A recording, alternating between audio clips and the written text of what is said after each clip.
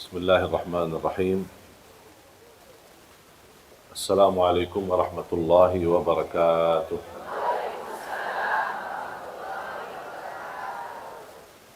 Alhamdulillahi rabbil alamin. Ashhadu an la ilaha illallah wahdahu la syarika lah. Wa ashhadu anna Muhammadan abduhu wa rasuluh. Allahumma salli ala Sayyidina Muhammad wa ala ali Sayyidina Muhammad wa sallim taslima.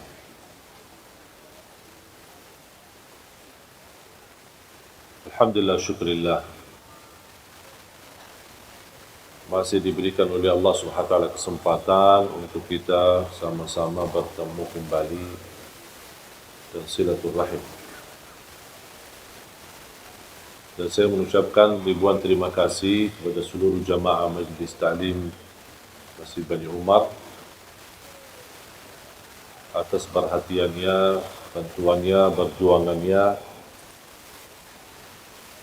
untuk selalu memberi perhatian, support dan membantu gerakan kami, khususnya untuk saudara kita tunanetra.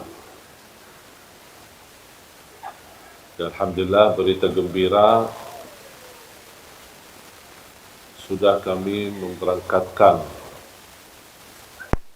jemaah umrah pada angkatan yang kedua dari saudara kita tunanetra.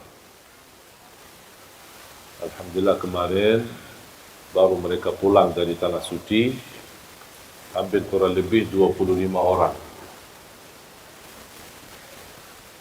Dan subhanallah, walaupun saya tidak berkesempatan berangkat bersama mereka, tapi teman-teman dan tim dari yayasan temani mereka dan kawal, dan mereka mencerita begitu indahnya perasaan mereka sepanjang perjalanan ke Tanah Suci. Bayangkan 25 orang, tapi antri panjang, menarik perhatian. Dan alhamdulillah oleh petugas imigrasi sangat membantu kemudahan untuk proses penerbitan paspor. Ketika proses juga visa, ketika di Madinah pun alhamdulillah diberikan kemudahan. Jadi mereka sangat bangga dan senang. Yang buat saya terharu ketika melihat rakaman mereka ketika bertalbiyah, ketika berdoa, ketika lagi salat di Masjid Nabawi, dan mereka menangis. Dan mudah-mudahan kita terus memperjuangkan supaya kita mampu memberangkatkan insya-Allah haji untuk mereka. Dan itu semua perjuangan tidak akan terlepas daripada perhatian ibu-ibu. Karena jujur saja, kalau bukan izin Allah Subhanahu wa taala, kemudian bantuan, perhatian, kasih sayangnya dari ibu-ibu, nampaknya program ini belum tentu bisa jalan. Khususnya Majlis Ta'lim Bani Umar. Karena satu-satunya Majlis Ta'lim yang mulai dari awal sampai titik ini komitmen dan terus mensupport dan membantu program ini. Awal pertama kali yang merespon program kami Majlis Ta'lim adalah Bani Umar. Kemudian selanjutnya, walaupun ada beberapa majlis ta'lim yang lain yang ikut bantu, tetapi yang komitmen tidak pernah terlepas perjuangannya, tidak pernah bosan dan tidak pernah menjauhi dari program ini, itu satu-satunya Majlis Ta'lim Bani Umar. Mudah-mudahan ini merupakan berkah untuk semua jemaah dan mudah-mudahan menjadi amal jariah, sedekah jariah yang tidak terputus pahalanya insya-Allah sampai hari kiamat. Dan semoga insya-Allah diterima di sisi Allah Subhanahu wa taala.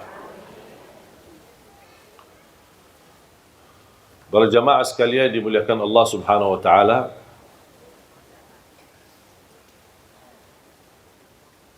saya membaca satu kisah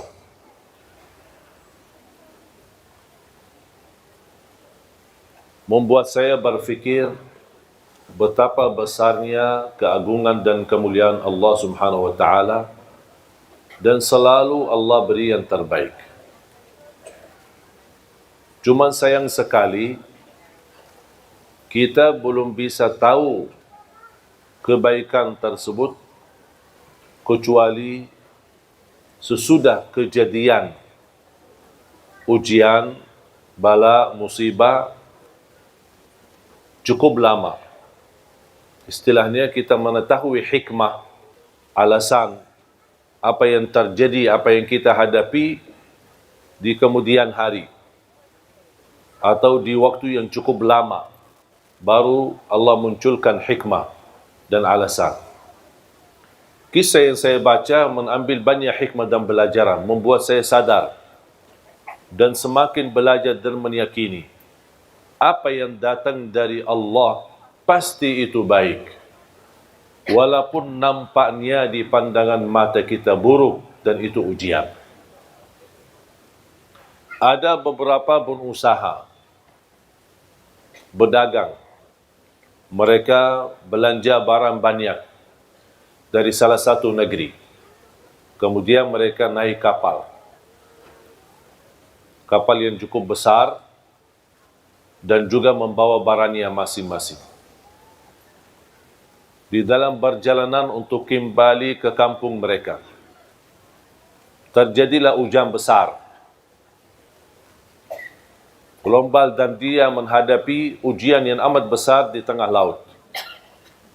Mereka mengambil keputusan harus barang-barangnya ada yang harus dibuang untuk mengurangi beban yang terjadi di atas kapal tersebut. Salah satu pedagang memiliki barang yang terbanyak. Ternyata jatuhnya dia akan dihabiskan separuh barangnya, akan terbuang. Dibanding yang lain cuma seberapa saja. Beliau tidak terima, marah, ngamuk. Saya bisa rugi banyak, separuh barang saya masa dibuang begitu sia-sia. Mereka menjelaskan daripada kita tenggelam semua, menghadapi musibah semua, mendingan barang-barang kita aja biar kita selamat. Beliau tidak terima, tidak mau. Karena dia berdagang baru, membuat berdagang yang lama, mereka sepakat sekalian barangnya sama orangnya dibuang aja, biar kita selamat. Karena mereka merasa orang itu berdagang baru, tidak punya istilahnya kekuatan, tidak punya power, tidak punya lingkungan yang bisa melindunginya. Dan terbuang.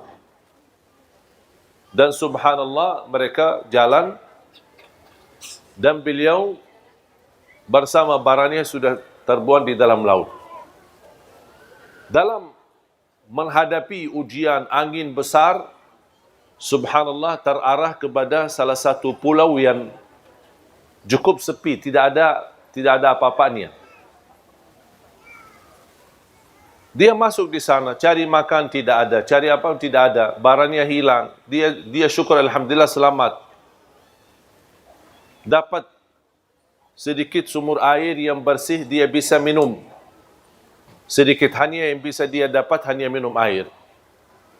Di situ dia menemukan sebuah rumah kecil dari kayu. Dia masuk ke rumah dan dia bisa rasa nyaman untuk bisa istirahat dan tidur. Berjalan waktu beberapa hari, tidak ada yang datang menolong dia. Tiba-tiba datangnya angin yang cukup kencang dan besar, mengakibatkan terjadi kebakaran di pulau tersebut. Dihabiskan semua pohon-pohon yang ada sekaligus rumah kayunya itu. Begitu dia diselamatkan dari kebakaran dan kehilangan tempat tinggalnya yang satu-satunya yang bisa melindungi dari bahaya, langsung dia berkata, "Ya Allah, kenapa ini? Sampai rumah yang aku tempati untuk mencari nyaman dan melindungi diri, kebakaran habis."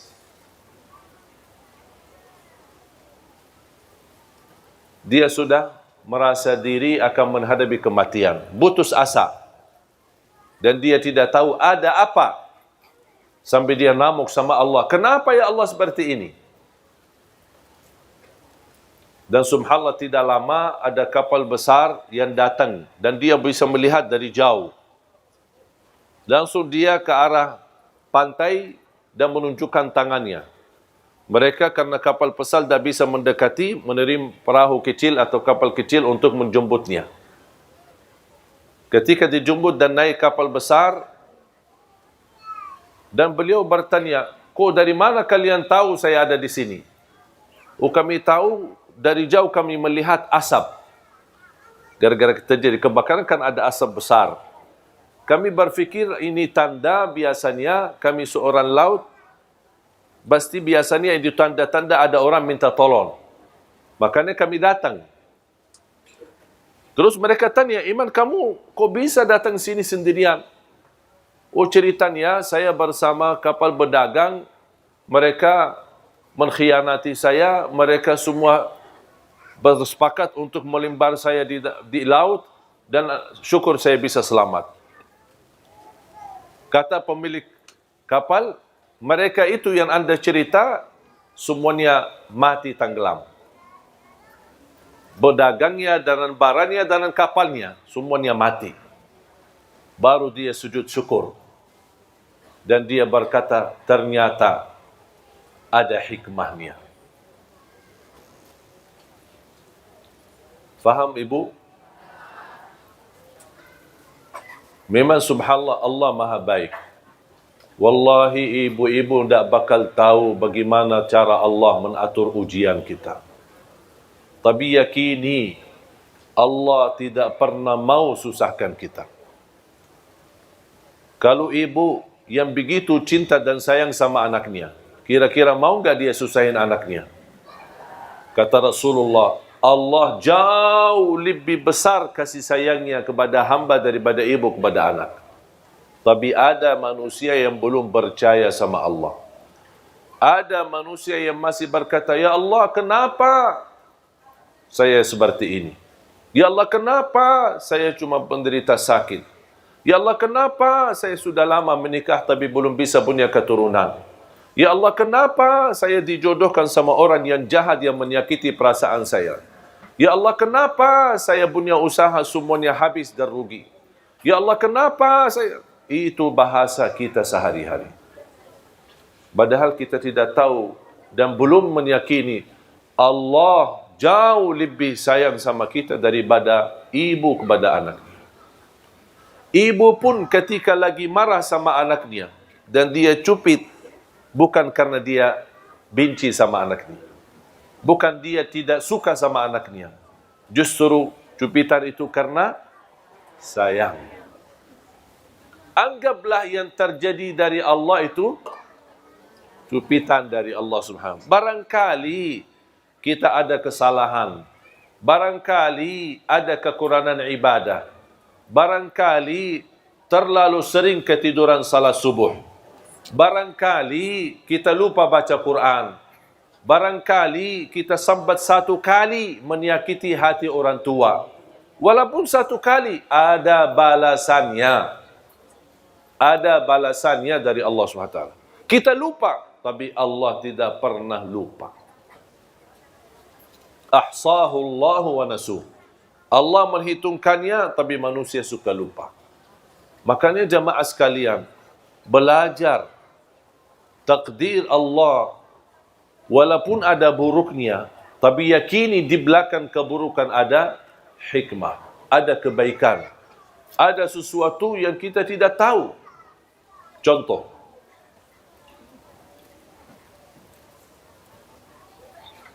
tadi ada satu ibu bercerita, suaminya meninggal. Semoga diampuni Allah Subhanahu wa taala. Baru saja nikah 7 bulan.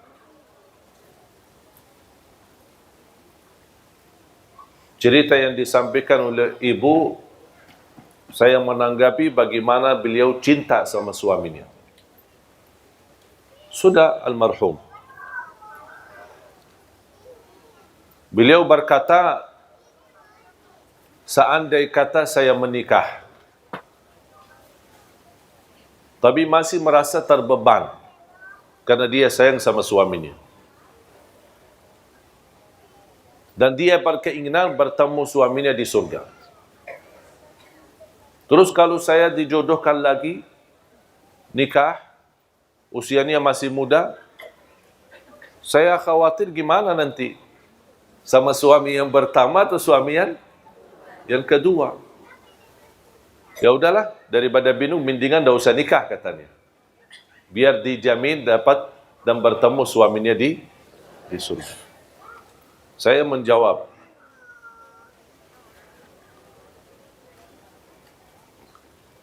kalau usulan saya, kalau ada jodohnya nikahlah.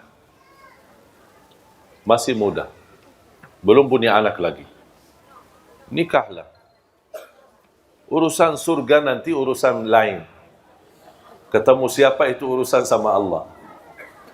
Dan kejadian ini sama pernah terjadi sama istri Rasulullah. Bernama Ummu Salamah. Kenal nggak Ummu Salamah? Dari mana kenal? Tahu maksudnya. Ummu Salamah salah satu istri Rasulullah SAW. Ternyata Ummu Salamah punya suami namanya Abu Salamah. Cinta bukan main sama suaminya. Meninggal, mati syahid. Di waktu tamburan perang bersama Rasulullah SAW. Meninggal. Ketika meninggal suaminya, dia merasa sedih banget. Kehilangan seorang yang dia paling sayangi, paling cintai. Baik banget. Dan dia merasa kehilangan sesuatu yang amat besar. Tapi dia sabar, ujian. Suami meninggal, ada istri dia meninggal, ada anak dia meninggal. Semua itu namanya ujian. Dan kita semua pasti akan meninggal, akan mati menghadapi kematian. Ternyata subhanallah berjalan waktu, dijodohkan sama Rasulullah. Sebelum dijodohkan sama Rasulullah, dia pernah berkata, ketika Rasulullah SAW mengingatkan untuk bersabar dan menerima ujian ini. Dan insya Allah Allah ganti yang lebih baik. Langsung beliau berkata, siapa yang lebih baik dari Abu Salamah? Tak mungkin bisa menemukan orang-orang yang lebih baik dari Abu Salamah. Pertanyaan saya, ibu-ibu, mana yang lebih baik, Abu Salamah atau Rasulullah? Akhirnya jadi jodohnya sama Rasulullah SAW. Muncullah pertanyaan, ya Rasulullah, saya kan pernah nikah sama Abu Salamah. Sekarang saya jadi istrimu. Saya ketemu siapa nanti di surga? Sama pertanyaan ibu itu tadi. Saya jawab sebagaimana dijawab oleh Rasulullah SAW. Kamu bersama orang yang terbaik akhlaknya. Yang terbaik akhlak. Kalau kira-kira Abu Salamah lebih baik akhlaknya, berarti nanti sama Abu Salamah. Tapi yang kita tahu dan kita belajar, yang paling mulia akhlaknya siapa? Berarti dia sama. Dan disitulah kunci kebahagiaan dalam rumah tangga. Kemuliaan akhlak. Jamaah sekalian, tidak ada rumah tangga yang tidak bermasalah. Tetapi kunci mengatasi segala persoalan dan permasalahan adalah kemuliaan akhlak. Bahkan Rasulullah SAW bersabda, menunjukkan kunci kemuliaan seorang laki-laki, terutama laki-laki.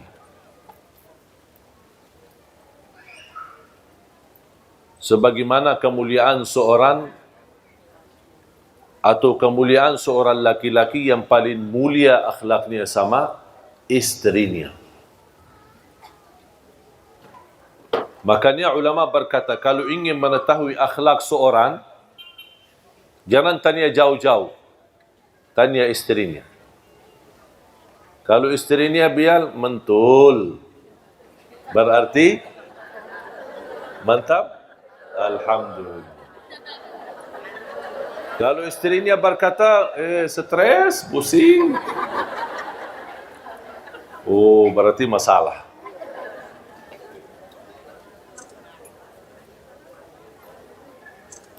Dan subhanallah, dengan kemuliaan akhlak kita bisa memiliki segala sesuatu. Dengan kemuliaan akhlak kita bisa memiliki segala. Memiliki hati orang, memiliki kehormatan orang, memiliki kemuliaan orang, pasti akan dimuliakan. Apalagi di saat istri kita sedang membutuhkan dampingan kita, perhatian kita, bantuan kita. Itu luar biasa, sangat harga besar baginya ketika dia memiliki suami yang berakhlak mulia. Makanya jamaah sekalian, sampai Rasulullah SAW bersabda, "Aqrabukum minni majlisan yawmal qiyamah ahasinukum akhlaqa." Yang paling dekat kepadaku hari kiamat, kata Rasulullah, yang paling mulia akhlaknya di dunia. Jadi kemuliaan akhlak atau seorang memiliki kemuliaan akhlak, dia mendapatkan posisi yang amat besar di sisi Allah. Kemuliaan, darajat yang tinggi bersama para nabi, siddiqin, syuhada dan salihin.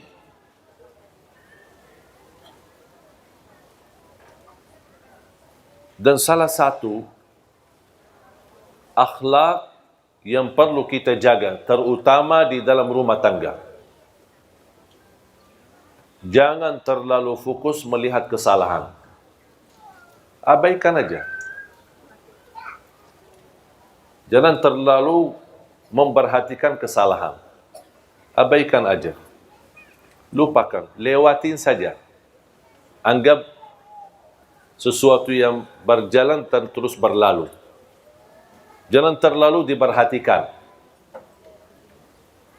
Kalau setiap kesalahan ada teguran, setiap kesalahan dibahas, setiap kesalahan dibicarakan, setiap kesalahan namuk, tidak akan selesai. Karena kita manusia tidak terlepas dari kesalahan. Bisa kita perbaiki kesalahan tapi dengan cara yang baik. Kalau anda melihat sesuatu yang tidak suka, jangan anda bilang saya tidak suka ini, tapi saya suka seperti ini. Saya suka seperti ini. Saya tidak suka kalau kamu tidak perhatian saya. Tapi sebaliknya, aku suka kalau diberikan perhatian. Faham? Jadi jangan ada muncul rasa atau bahasa seolah-olah yang di depan kita selalu disalahkan. Kalau misal dia masak, istri masak, kita tidak suka cara masakannya. Jangan, aku tidak suka cara masakan ini. Tapi bahas, aku lebih suka seperti ini. Aku lebih suka nasinya seperti ini. Aku lebih suka minumannya seperti ini. Misal, kalau anda tidak suka minum dingin, dibawain minum dingin. Ketika anda minum, tidak enak, tidak nyaman. Tak mau, aku tidak suka. Jangan. Aku lebih suka yang hangat. Boleh enggak diganti? Pasti akan jawabannya halus. Dok, aku tidak suka. Ganti. Tidak mau ganti. Kamu tidak mau, ya udah biarin aja. Karena bahasanya sudah tidak enak. Pasti jawabannya tidak enak. Ada satu kejadian ketika Rasulullah SAW pulang ke rumah. Ini kan sebuah kisah. Ada yang sebutkan kisah ini benar, ada yang bilang tidak benar. Tapi intinya kisah, tidak ada mempengaruhi masalah ibadah. Rasul pulang ke rumahnya, musim panas, keringat, capek, mau beristirahat, datang istrinya Siti Aisyah membawai minum. Nampaknya Siti Aisyah karena sibuk urusan-urusan dalam rumah, bersih rumah, mempersiapkan kedatangan Nabi Muhammad, saking capeknya, karena dia tidak ada pembantu di rumah, saking capeknya daripada kasih gula di air sirupnya, dia kasih malah garam. Kemudian diserahkan kepada Rasulullah SAW. Kemudian dia lanjut urusan rumah. Ketika Rasulullah SAW minum, rasanya apa? Asin. Rasulullah SAW panggil, Ya Humaira. Ini Rasulullah SAW suka panggil, tidak bagi nama, tapi panggil nama Humaira. Yang putih ada merah-merahan. Dan selalu saya dorong jamaah suami istri harus masing-masing memiliki gelar panggilan, nama panggilan. Apa itu? Hei manis, hei cakap, gagah, sayang. Jangan panggil abi, abah, ayah.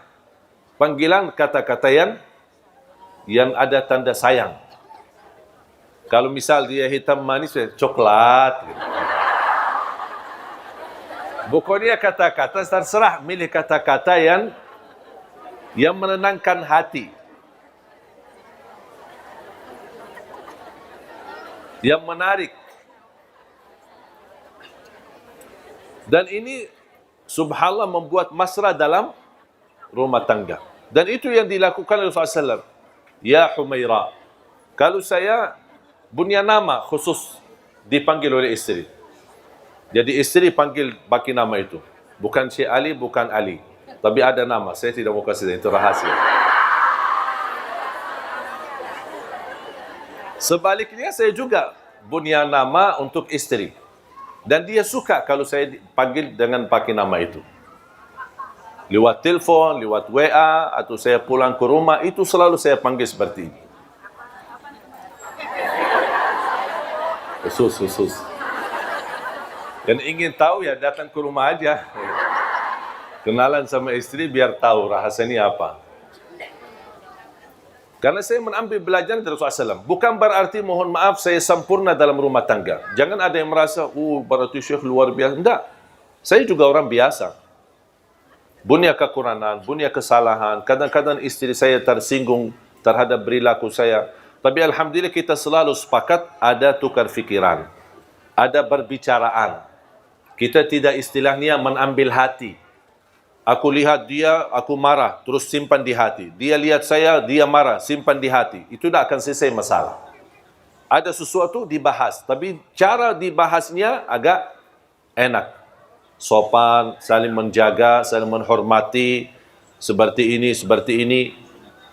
Kalau menurut saya itu namanya istilah muhasabah.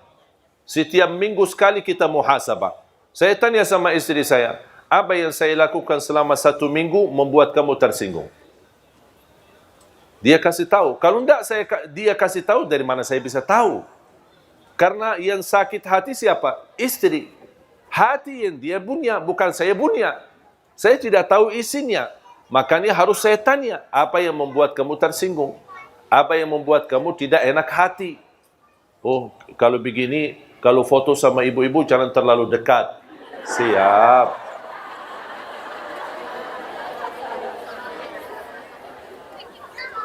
Udah, saya akhirnya turuti apa yang dia mau.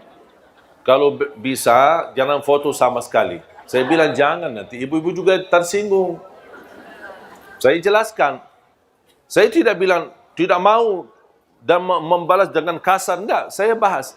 Begini, kalau di Indonesia, kalau tidak menolak, kalau ketika diajak foto, nanti kita dianggap sombong. Tidak ada kasih sayang, tidak ada perhatian. Saya jelaskan, itu kebiasaan di Indonesia. Kalau di Arab memang beda. Ya, akhirnya saya jelaskan, oh gitu, ya udahlah, boleh. Tapi coba kalau saya bilang, pas begitu, kalau bisa jangan foto sama ibu-ibu, tidak mau, harus saya foto. Berantem, tidak akan selesai masalah. Dan tidak bakal dia setuju. Tapi dia ada bicara baik-baik, halus, akhirnya alhamdulillah dapat disetujui. Tapi jangan terlalu dekat. Aku heran kadang-kadang ada ibu-ibu begini. Astagfirullahaladzim, saya kaget. Saya bilang, ibu, saya masih wudu.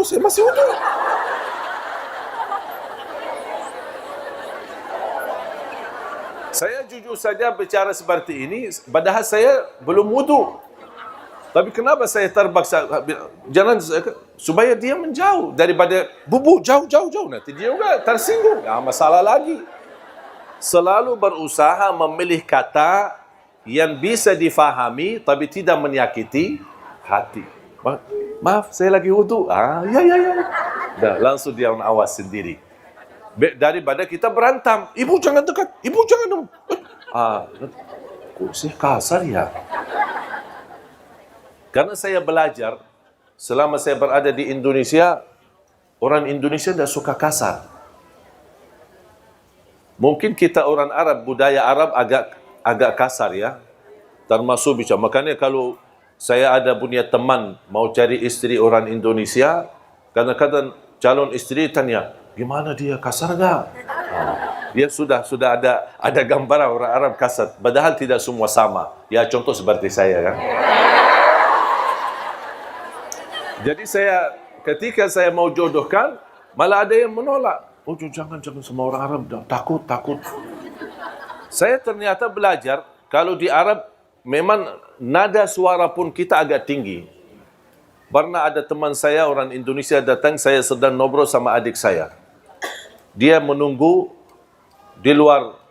Ketika dia mendengar, dia datang, ada apa Pak? Saya bilang, tidak ada, kita lagi ngobrol. Cuma lagi suara agak tinggi, dia fikir kita lagi berantem, padahal tidak. Makanya saya mengambil kesimpulan ketika saya pernah diwawancarai. Apa yang Syekh dapat di Indonesia, sesuatu yang bisa berkesan dan selalu dijaga. Saya bilang saya belajar orang Indonesia suka yang lembut dan sopan, tidak suka yang kasar. Makanya kalau kita di Arab dulu, saya suka mengucapkan Assalamualaikum. Jadi orang, Waalaikumsalam. Takut. Begitu saya datang ke Indonesia, saya berubah lagi. Assalamualaikum. Itu orang Indonesia. Begitu. Makanya saya ikut salam sama orang Indonesia. Ketika ketemu orang Indonesia, kalau ketemu orang Arab, salam. Ini kan saudara saya. Assalamualaikum. Dia sudah faham. Itu bukan marah. Tapi kalau sama orang Indonesia bisa salah faham. Salam aja kok gitu sih. Makanya saya rubah. Assalamualaikum. Apalagi pakai senyum. Walaupun kita lagi stres. Dia ada apa-apa senyum. Karena orang suka melihat kita senyum. Makanya Rasulullah SAW ketika minum dan minumannya asin, apa yang tidak Rasulullah SAW? Tidak menumbahkan gelasnya, tidak menembakkan dan tidak marah-marah. Apa nih kita datang capek-capek, kok malah dikasih air minum yang asin, aduh. Sambil minum aja tidak bisa bikin, udah mau nikah lagi. Tidak, Rasulullah SAW duduk manis. Ya Humairah. Siti Aisyah duduk labbaik. Dan itu salah satu kata yang saya suka di Indonesia. Suka labbaik. Kalau anak-anak labbaik. Labbaik. Itu sebenarnya kata-kata dari dulu ada di Arab. Diambil dari kata labbaik Allahumma labbaik. Kenapa? Menunjukkan saya akan segera jawab. Saya akan segera sami'na wa ata'na. Dari pada dipanggil, ya, labbaik. Artinya, tapi jangan labbaik dah datang. Lama suaminya panggil, sayang, labbaik. Dan panggilan labbaik belum datang juga. Kalau sudah labbaik, tinggalkan semuanya, segera datang. Siti Aisyah langsung, ya Humairah, labbaik, datang. Apa kata Rasulullah? Ayo, berkenan enggak temani saya minum? Temani saya minum. Ya, Siti Aisyah senang diajak sama suaminya, ikut minum bareng. Abang Siti Aisyah suka di mana bekas bibirnya Rasulullah. Ya? Oh, ini. Dia minum, habis minum.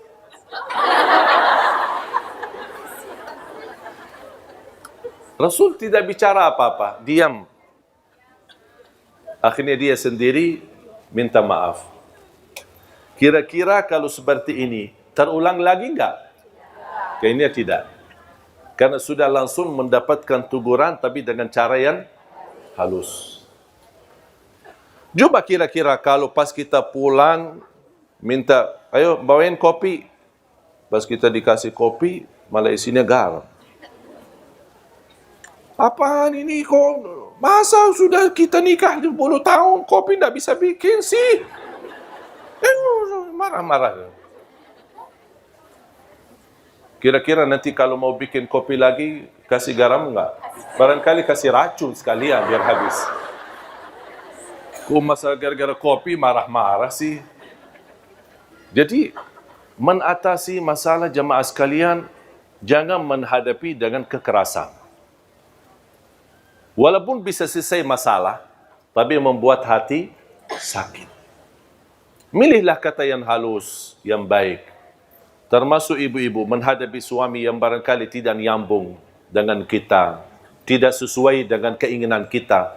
Jangan anda selalu membalas dengan kasar, tapi selalu beri yang terbaik dan selalu berdoa. Ya Allah, berilah hidayah. Ya Allah, berilah petunjuk. Ya Allah, jadikan beliau bertanggungjawab. Ya Allah, jadikan beliau kasih sayang. Orang yang benar-benar memberi perhatian kepada kami, kepada anak kami, dan bertanggungjawab nafkah dan urusan keluarga kami. Itu ikhtiar kita, doa. Kalau memang sudah di dalam takdirnya Allah subhanahu wa ta'ala jodohnya seperti ini, ya bakal seperti ini. Yang bisa merubah nasib dan takdir hanya doa. Makanya jangan berhenti berdoa. Habis anda berikhtiar, dan ada yang merasa sudah tidak kuat, tidak bisa tahan. Itu pilihan atau solusi dalam agama, boleh minta cerai. Itu solusi, bukan sesuatu yang tidak boleh. Ada orang, kalau katanya minta cerai, tidak bakal masuk surga. Kata siapa? Kalau benar-benar, sebagaimana saya jelaskan, ibu sudah sabar, sudah doa, sudah ikhtiar, sudah memimpin nasihat, tapi tetap tidak ada perubahan sama sekali. Dan masih bisa sabar, saya usulkan sabarlah.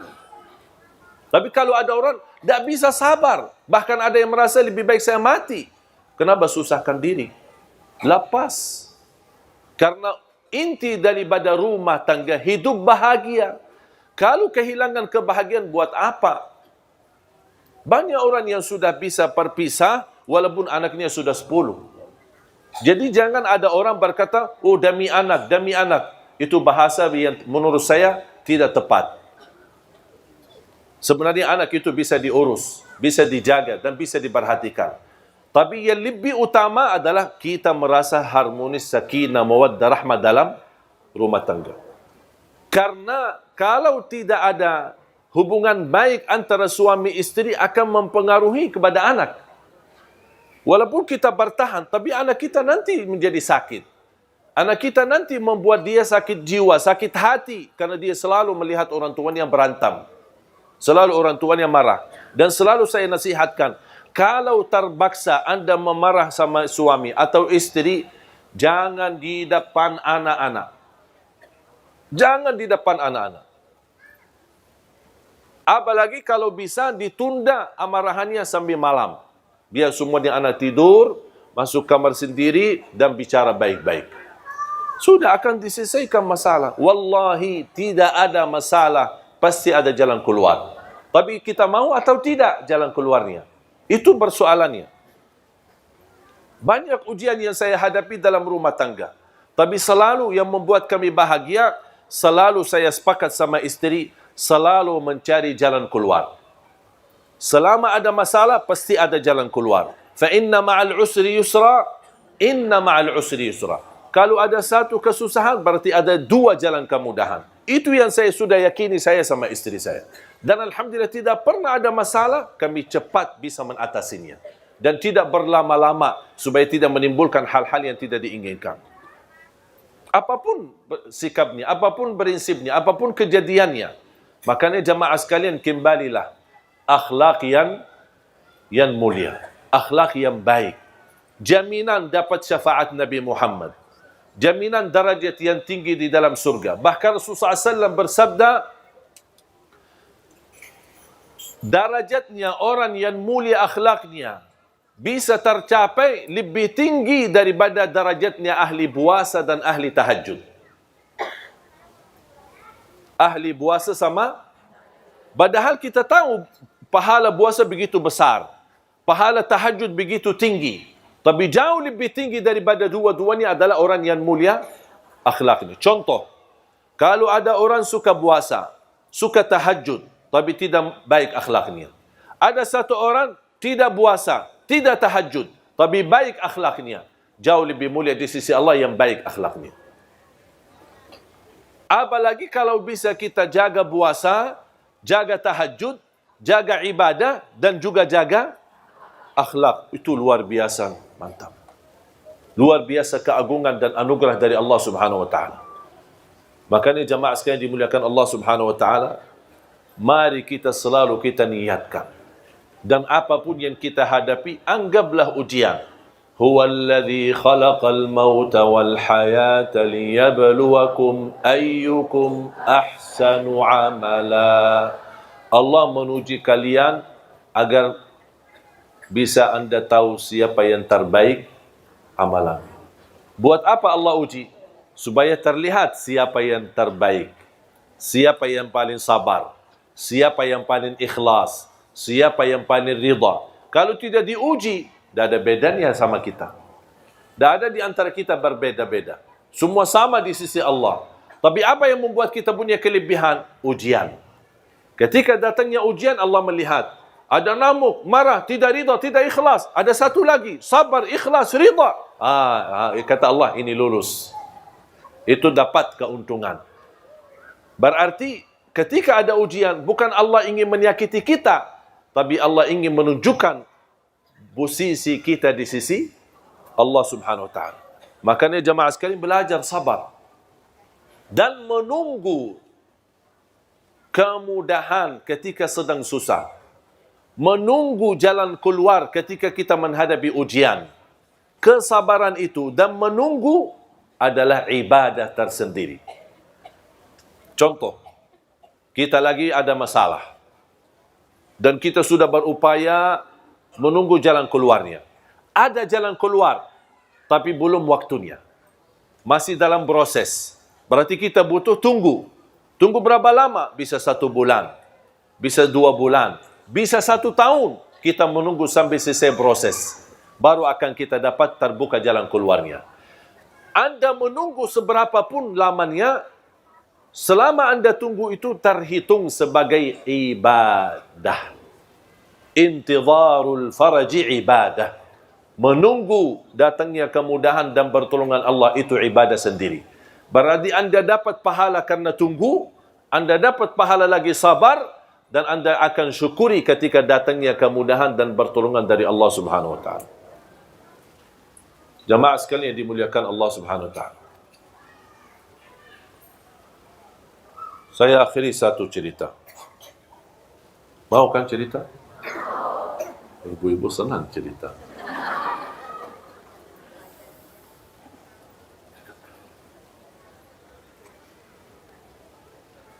Saya menemukan satu keluarga.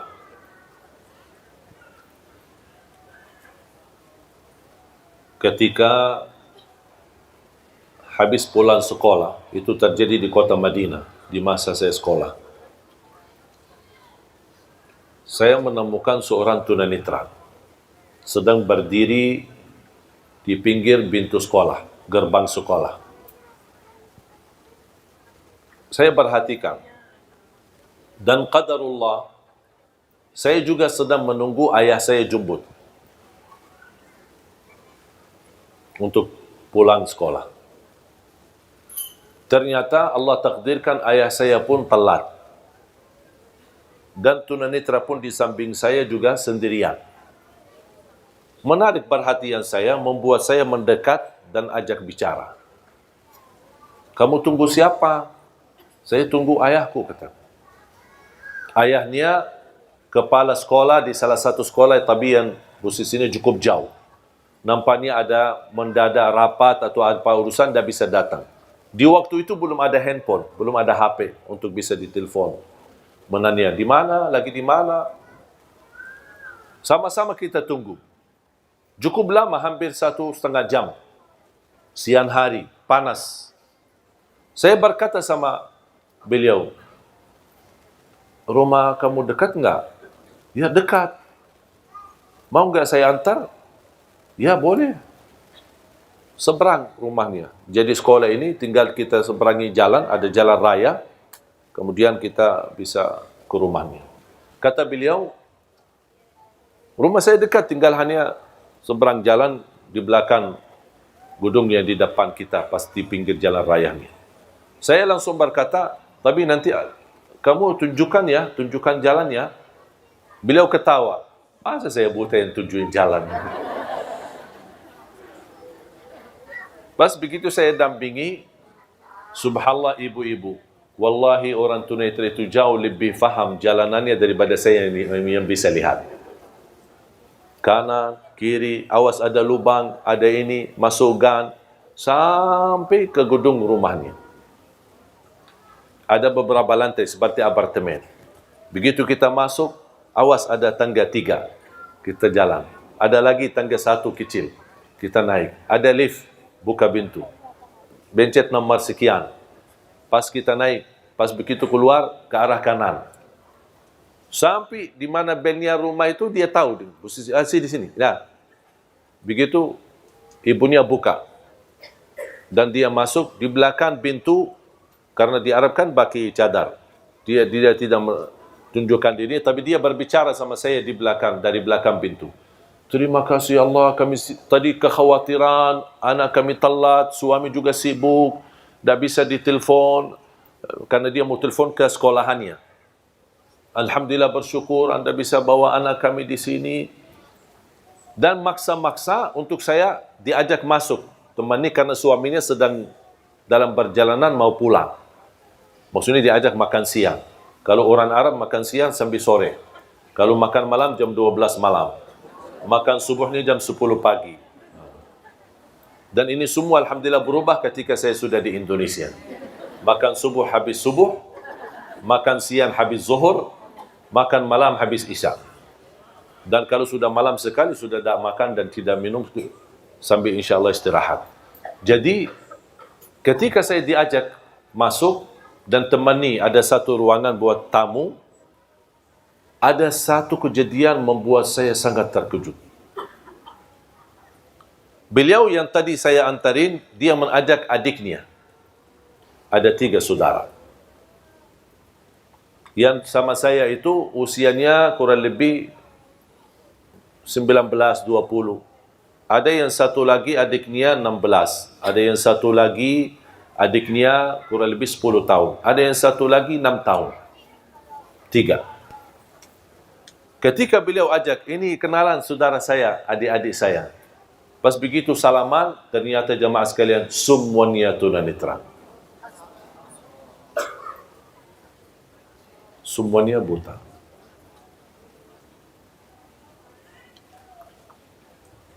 Di saat itu, jujur saja jemaah sekalian, beberapa waktu lalu, waktu kejadian ini, saya ada sedikit stres. Ada masalah lah gitu, namanya anak muda kan, maunya ini, maunya itu, tidak dapat, tidak semua serba ada.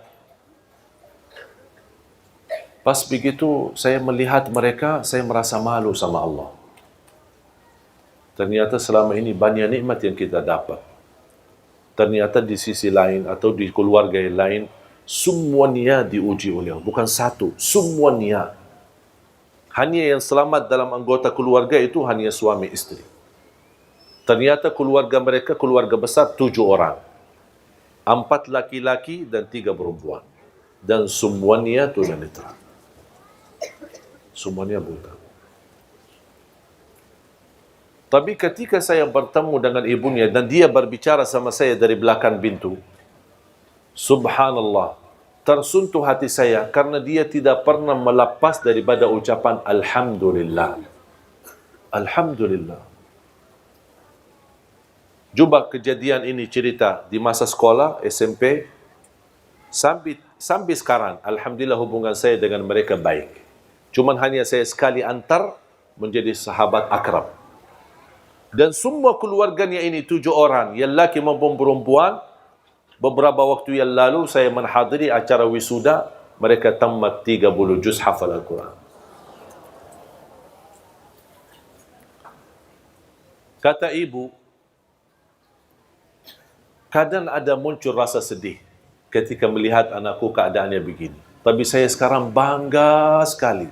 Terlupa ujian anak-anakku buta. Karena mereka sudah menjadi penghafal Al-Quran. Memang buta di dunia tidak bisa melihat. Tidak bisa baca Quran dengan mata sendiri mempandangi Al-Quran. Tapi insya Allah di hari kiamat, dia akan menjadi saksi baik untuk kedua orang tuanya. Dan akan bisa melihat dengan jelas dan terang jalan menuju ke surga Allah Subhanahu wa ta'ala. Makanya jamaah sekalian, kita bersyukur. Kita masih banyak belum bersyukur. Menurut saya terlalu banyak nikmat yang Allah berikan. Nikmat orang tua, nikmat kita masih bisa bergerak ke mana saja pergi. Nikmat aman di negeri kita, alhamdulillah bisa pulang ke mana-mana. Bisa pergi ke mana-mana, menghadiri majlis ta'lim, tak ada yang mengganggu kita. Tak ada menyakiti kita. Tak ada yang mencuri atau mengambil hak kita. Kita merasa aman. Nikmat. Melaksanakan ibadah. Ada yang diberikan karunia bangun tahajud di tengah malam. Wallahi itu nikmat, ibu-ibu. Jangan ada yang merasa itu kehebatan kita atau kelebihan kita. Wallahi itu anugerah dari Allah SWT. Anda bisa beramal, donasi, beri nafkah, beri sedekah di mana-mana. Wallahi itu karunia, bukan karena kita punya uang. Bukan karena kita punya kelebihan. Ketika diberikan kemudahan bisa umrah, wallahi itu karunia, bukan karena kita bisa daftar untuk umrah. Bukan karena ada travel di mana-mana kita bisa ikuti mereka. Kalau kita bisa haji, wallahi itu karunia dari Allah, bukan karena kemampuan dan kehebatan kita. Terlalu banyak nikmat Allah. Kalau kadang saya duduk sendiri menghitungkan dan muhasabah diri betapa nikmat Allah yang ada di keliling kita, di sekitar kita, wallahi rasa malu. Tak sanggup untuk mensyukurinya semua. Ada ujian, tapi kalau kita berfikir dengan mata dan akal yang sehat, mana yang lebih banyak ujian atau nikmat? Jauh lebih banyak nikmat. Tapi kenapa kita manusia suka lupa? Pas ada ujian kita baru marah dan tidak terima. Ketika ada nikmat, tak pernah ada manusia berkata, ya Allah saya tidak pantas mendapatkan nikmat itu. Tapi ketika diuji, ya Allah saya tidak pantas diuji. Itulah manusia. Makanya Allah sebutkan manusia di dalam Al-Quran, manusia amat bodoh dan amat zalim. Maksudnya apa amat bodoh dan amat zalim? Ya perilakunya. Dia menzalimi dirinya sendiri. Dia merasa dirinya hebat dan dia lupa itu semua karunia dari Allah Subhanahu wa taala. Makanya belajar jamaah sekalian selalu ucapkan alhamdulillah. Yang lebih indah ucapan alhamdulillah, kita masih berkenan memuji Allah dalam segala pujian ketika kita menghadapi musibah, ujian. Makanya ada hadis Rasulullah SAW. Ketika ada seorang diuji dengan salah satu anggota keluarga meninggal dunia. Apa itu ayahnya, ibunya, istrinya, suaminya, anaknya. Allah turunkan malaikat. Unzuru ma qala abdi. Malaikatku, lihatlah apa ucapan hambaku ketika saya uji dengan ujian kematian. Malaikat menjawab, hambamu ya Allah berkata, hamadaka wastarja'. Maksudnya apa? Hamadaka wastarja'. Mengucapkan alhamdulillah, inna lillah wa inna ilaihi raji'un. Kata Allah kepada malaikat, ibnu li'abdi baitan fil jannah wa sammuhu baital hamd.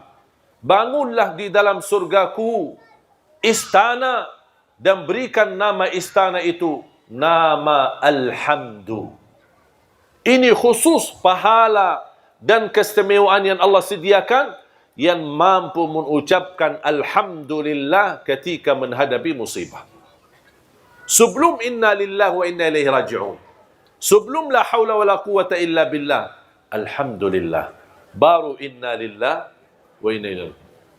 Ada berita yang tidak menenangkan hati, alhamdulillah, inna lillahi wa inna ilaihi rajiun. Jangan berbicara macam-macam.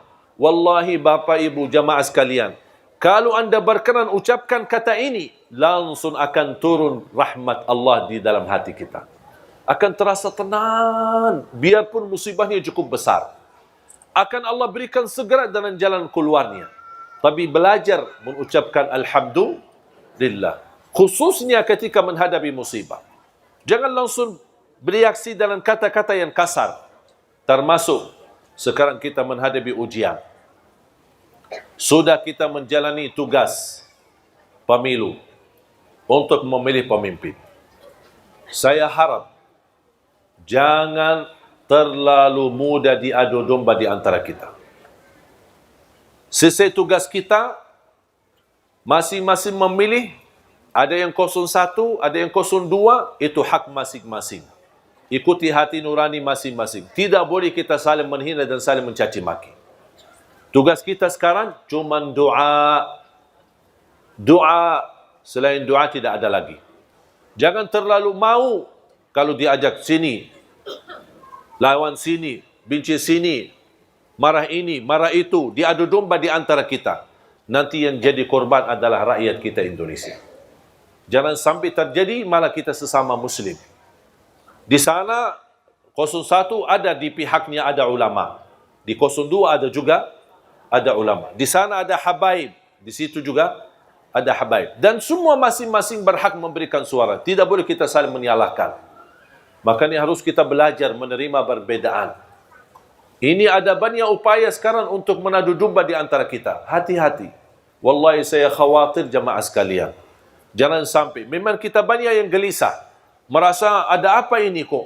Sampai sekarang ini. Begini cerita, begitu cerita. Apalagi terpengaruhi dalam media. Media pun banyakkan bohong, tidak benar. Hati-hati. Kalau bisa jangan nonton apa yang terjadi masalah pemilu. Udah tunggu aja keputusan yang resmi. Sabar. Kalau keputusan menenangkan hati, alhamdulillah. Kalau keputusan tidak menenangkan hati, alhamdulillah juga. Dan itulah yang pilihan yang Allah berikan. Ujian, apa yang kita mau lakukan? Jangan terjadi sebagaimana terjadi di Timur Tengah. Gara-gara kepentingan politik, terjadi perang saudara. Sama-sama Muslim, tapi membunuh. Sama di sini bilang Allahu Akbar. Di situ juga bilang Allahu Akbar. Coba sama-sama takbir, tapi bukan untuk salat. Tapi takbir untuk menghalalkan darah seorang Muslim sesama Muslim. Na'udzubillah min zalik. Saya lahir besar di Timur Tengah. Coba lihat. Ibu-ibu belajar apa yang terjadi di sana. Yaman, Irak, Suria, Libya, Tunisia. Kemarin Jazairia. Sekarang Sudan. Dan tidak ada habisnya persoalan-persoalan. Yang menjadi rakyat, yang menjadi kurban. Dan kambing hitam, rakyat mereka. Tapi kalau orang politisi, apa yang mereka dapat? Tidak ada masalah. Duitnya banyak, fasilitasnya luar biasa. Tinggal dia ke Eropah, nikmati, senang-senang, ajak keluarga, sana ayo, terbang naik pesawat pribadi, nikmat. Tinggalkan rakyatnya dalam penderitaan dan persoalan-persoalan yang mereka hadapi sendiri. Makanya sebagaimana kita berhak memilih pemimpin, kita juga berhak menjaga aman di negeri kita. Dan kita tidak mau ada orang-orang yang merusakkan keamanan di negeri kita. Udah, kita sabar. Makanya jamaah sekalian, saya selalu berdoa, ya Allah, jangan sampai terjadi apa-apa di Indonesia. Wallahi, kalau terjadi konflik di Indonesia, gara-gara perbedaan, atau gara-gara politik, ini kan semua sekarang lagi hangat, lagi panas, gara-gara politik, bukan gara-gara agama. Tapi yang menjadi korban nanti siapa? Umat Islam. Umat Islam, karena umat Islam yang terbesar. Dan itu yang diinginkan oleh musuh Islam. Kita hancur, perang saudara, habis-habisan, mencaci maki, menghina, dan itu tidak layak sebagai orang Muslim. Dan saya harap kita bisa dan mampu menjaga kebersamaan kita. Karena kita rakyat Indonesia masih diberikan oleh Allah karunia dan kemuliaan di sisi Allah Subhanahu Wa Taala. Mudah-mudahan saya selalu berdoa, ya Allah lindunilah negeri kami. Ya Allah lindunilah negeri kami. Jadikan negeri kami baldatun tayyibatun rabbun ghafur. Ya Allah, jauhkan negeri kami dari adu domba, dari fitnah, dari bala, dari musibah. Ya Allah, jadikan negeri kami aman, damai. Karena kami sangat khawatir terjadi perang saudara di antara kami. Terjadi konflik di antara kami. Terjadi permusuhan di antara kami. Karena yang akan jadi korban adalah kami sendiri sebagai rakyat. Akan adalah anak-anak dan cucu kami akan tidak nyaman tinggal di negerinya sendiri. Ya Allah, ya Arhamar Rahimin.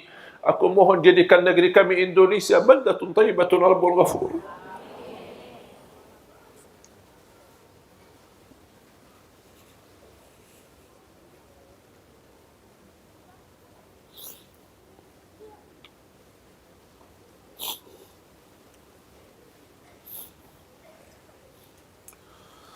Berilah kepada kami ya Allah pemimpin yang takwa, pemimpin yang adil, pemimpin yang amanah, pemimpin yang jujur, yang ikhlas untuk agamamu, ikhlas melayani rakyat.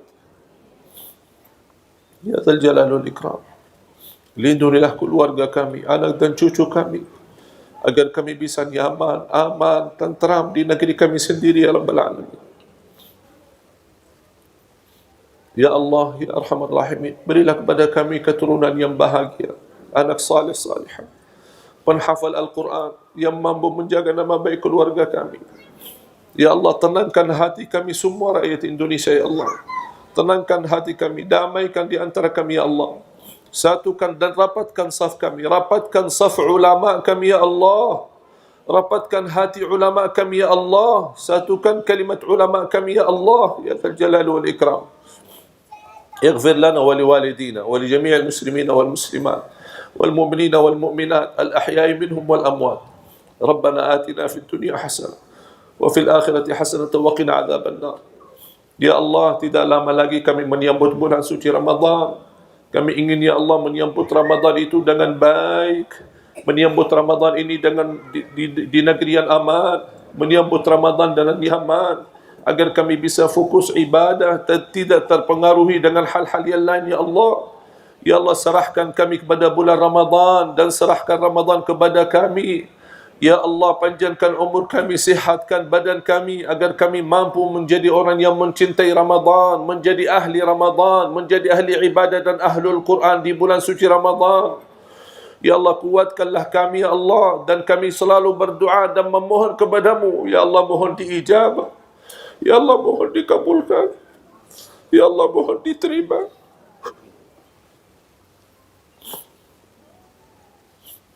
Rabbana taqabbal minna innaka antas samiul alim wa tub alaina innaka antat tawwabur rahim.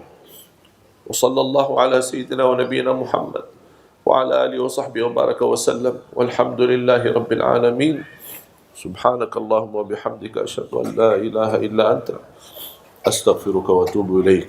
Assalamualaikum warahmatullahi wabarakatuh.